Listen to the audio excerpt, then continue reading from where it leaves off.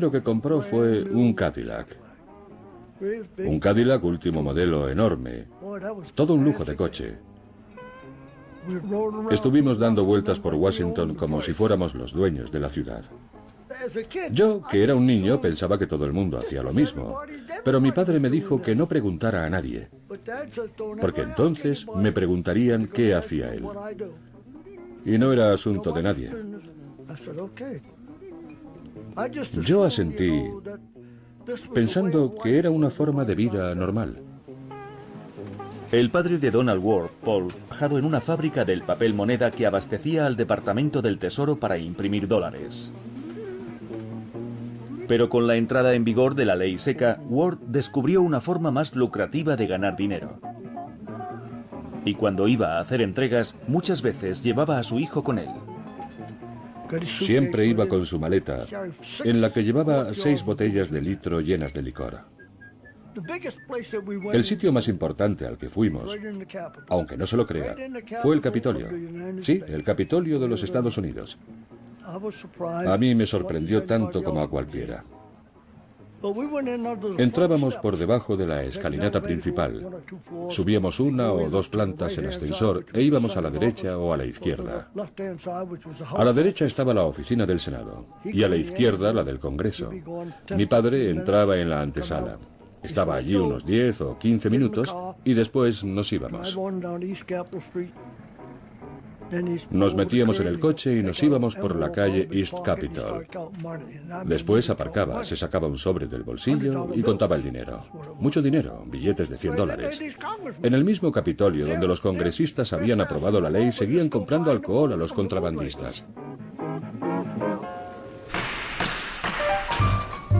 La ley seca. En mi opinión, la gente cumple las leyes por 2 motivos fundamentales.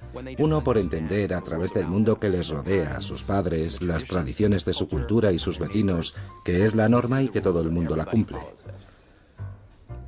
Las leyes que llevan tiempo en vigor cuentan además con el poder de la persuasión moral que les asegura el seguimiento general. El segundo motivo es el temor a ser descubiertos y castigados. Es un aspecto con mucho más peso en el caso de leyes nuevas, y cuando la gente no está totalmente convencida de que la ley sea intrínsecamente ética. El 16 de enero de 1920 entró en vigor la 18ª enmienda a la Constitución de Estados Unidos, la prohibición o ley seca. Su objetivo era terminar con el devastador efecto del alcohol en millones de personas, familias y comunidades por igual. La ley había logrado el apoyo de la mayoría de los norteamericanos, entre ellos las mujeres que tanto habían trabajado por conseguir su aprobación y que ahora también tenían el derecho a voto. La enmienda era la respuesta a sus oraciones más sinceras y ofrecía la promesa de que el Estado podía crear una sociedad mejor. Al principio hubo indicios de que la ley funcionaba. El consumo de alcohol se redujo al menos en 1/3, así como las muertes relacionadas con el alcohol y las detenciones por ebriedad en lugares públicos. En algunos viñedos californianos empezaron a sustituir las viñas por ciruelas y albaricoques. La mayoría de las destilerías tuvieron que echar el cierre, obligadas a clausurar enormes almacenes llenos de barriles de whisky. Anheuser-Busch y otras cerveceras supervivientes se dedicaron a la fabricación de refrescos y helados, quesos y levadura, así como de sucedáneos de cerveza sin alcohol, con nombres como Hoppy, Quiz, Vivo y Vivo. Coca-Cola multiplicó su producción por 2. En muchas ciudades pequeñas, situadas en zonas donde ya se había votado con anterioridad a favor de limitar el alcohol, la vida cambió poco. Pocas llegarían a ver una destilería clandestina de whisky ni a un agente federal antialcohol, y todas celebraron el cierre de las tabernas.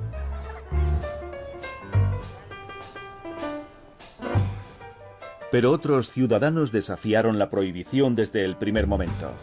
Algunos sencillamente porque les parecía ridícula y pensaban que el Estado no tenía derecho a inmiscuirse en sus vidas. Aunque también hubo quien rápidamente vio una nueva y lucrativa fuente de ingresos. La negativa a acatar la ley no tardó en hacerse omnipresente e inconfundible tanto en los bares clandestinos que surgían por doquier como en la red de sobornos y corrupción que llegó a extenderse a todos los niveles, desde el policía de barrio hasta los pasillos del poder en Washington. También estaba presente en la fabricación casera de bebidas alcohólicas que se vendían a amigos y vecinos, y más aún en los sangrientos enfrentamientos entre mafias que luchaban por el control de la distribución de licor.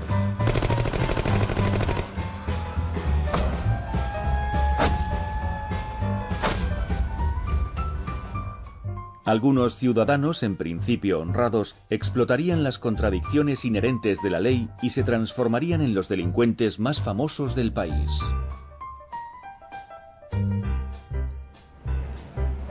En su afán por demostrar que se podía hacer cumplir la nueva ley, el Estado no vaciló en forzar e incluso quebrantar leyes sólidamente establecidas, comprometiendo derechos y libertades consagradas en el resto de la Constitución.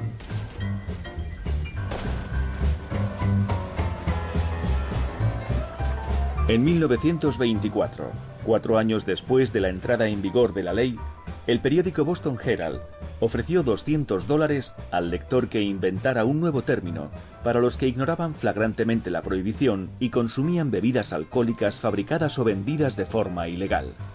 El periódico recibió 25.000 respuestas. El premio se lo repartieron entre 2 lectores. A ambos se les había ocurrido la misma palabra, scofflaw, es decir, persona que burla la ley. Episodio 2. Burladores de la ley.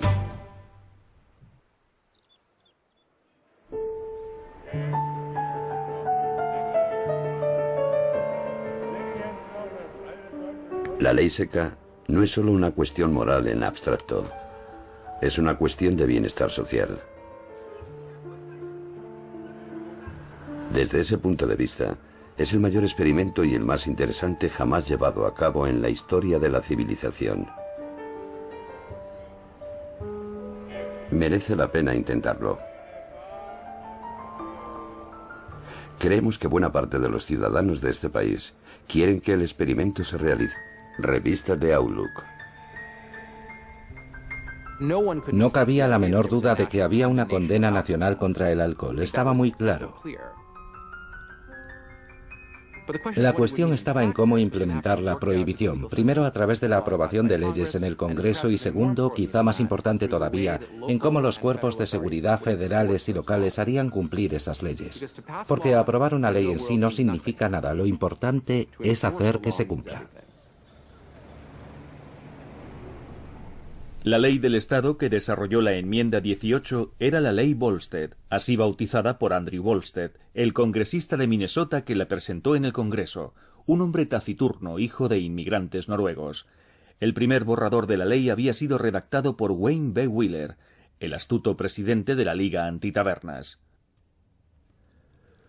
Wheeler había sido el principal artífice de la larga y fructífera campaña de la Liga a favor de la 18ª enmienda, e insistió en que la ley Volstead fuera lo más estricta posible. La enmienda prohibía la fabricación y venta de lo que denominaba bebidas embriagadoras. Pero la ley Volstead iba mucho más allá.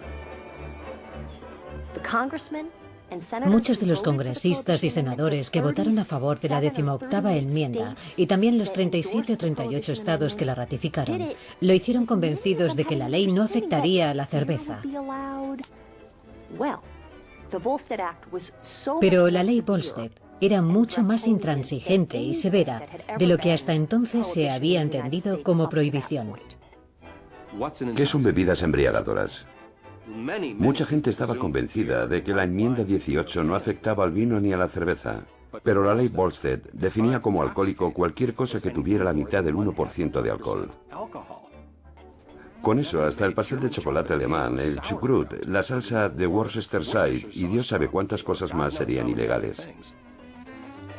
Pero Wayne Wheeler tuvo que aceptar algunas excepciones a la prohibición total que buscaba. La ley permitía el consumo de bebidas alcohólicas y fabricar vino casero para consumo propio. También permitía que tanto particulares como clubes privados mantuvieran los licores comprados antes de la entrada en vigor de la enmienda. Con un año entero de antelación, los ricos habían tenido tiempo de sobra para abastecerse. El Club Yale de Manhattan acumuló suficientes botellas para saciar la sed de sus miembros durante 14 años, casualmente el tiempo que duró la prohibición. Congresistas de regiones con cultivo de manzanas se aseguraron de que la sidra siguiera siendo legal, insistiendo en que las esposas de los granjeros la necesitaban para conservar la fruta.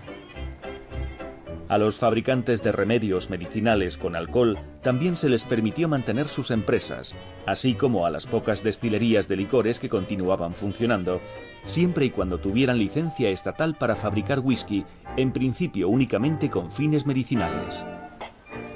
La receta médica era la forma legal de conseguir whisky. Por eso los que podían permitírselo iban al médico y conseguían medio litro cada 10 días. Era el máximo permitido, 1,5 litros por persona y mes, que desde luego no era suficiente. Así que todos los miembros de la misma familia se ponían enfermos. Era una auténtica epidemia y para cuando se derogó la ley, los médicos habían extendido más de 6 millones de recetas. También podían continuar trabajando siempre y cuando obtuvieran una licencia del Estado los fabricantes de alcohol industrial necesario para muchos productos, desde loción para después del afeitado a anticongelante, desde sombreros de fieltro a líquido embalsamador. También se permitió la elaboración de vino de misa utilizado por iglesias y sinagogas, y los pedidos rápidamente aumentaron a millones de litros anuales. No más de 1/4 parte es vino de misa, reconoció un religioso. Lo demás es sacrílego. A las familias judías se les permitía una cierta cantidad de vino por adulto y año, pero se necesitaba tener la certificación del rabino. Así, entre 1920 y 1921, las congregaciones multiplicaron el número de miembros por 10, pasando de tener 80 familias a 900. Otra manifestación fue el aumento de hombres que se declararon rabinos. A diferencia de lo que ocurre en la Iglesia Católica, si alguien dice que es rabino, ¿quién le va a decir lo contrario? Así que había rabinos con apellidos irlandeses como Kelly y O'Shanahan, y también rabinos negros. Era un auténtico fraude. Cuando el republicano Warren G. Harding fue investido presidente de los Estados Unidos en 1921, Wheeler y los partidarios de la ley seca pensaron que su causa tendría el apoyo de la Casa Blanca. Pero en privado, Harding no estaba convencido de que la prohibición fuera factible en el mundo real. Y aunque oficialmente en la Casa Blanca no se servía alcohol, en las 2 partidas semanales de póker del presidente nunca faltaba el whisky de contrabando.